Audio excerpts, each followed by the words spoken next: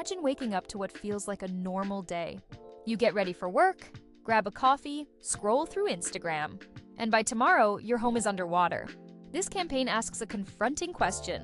What if you only had 24 hours to prepare? Introducing The Day Before, a creative campaign that redefines how we talk about disaster preparedness.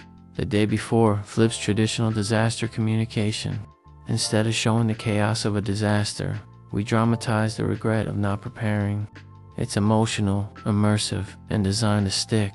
We take viewers through the final 24 hours when they didn't check the alerts, didn't pack the bag, didn't think it would happen to them. Our goal is to drive action through urgency, not fear.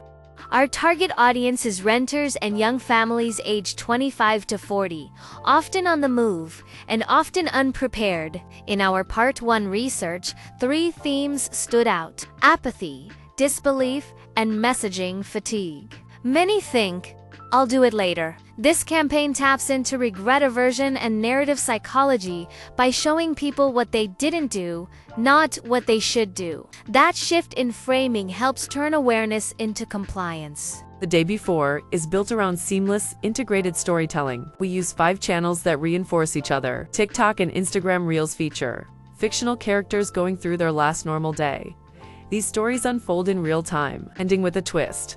It was the day before the disaster. Our interactive website lets users enter their postcode and experience a 24-hour countdown simulation. If they miss a prep task, they're shown emotional consequences. In malls and campuses, we install glitching countdown clocks set to 23:59.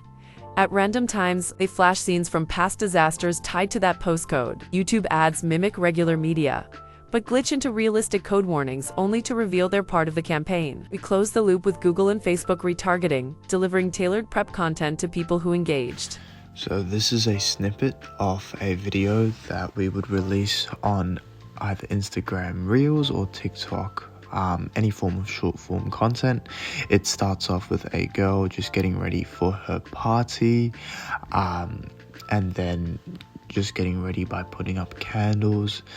Whilst she's getting set up, she receives notifications to move out from the area. However, she ignores those warnings, and because she has ignored those warnings, she's ended up in a position where it is flooding outside, and we've got the final frame of the actual reel being she didn't have a plan. That is just image screenshots of the actual reel. So our execution plan is efficient, and we've made sure that it is scalable. So the first 1 to 2 weeks, we are in creative and asset development, where we're just filming all the TikTok and the reel content, and we're developing the website simulator. In the second week is when we're actually briefing influencers and getting any sort of media partners on board, where we're starting to put our YouTube interruptive ad placements and starting to schedule them in.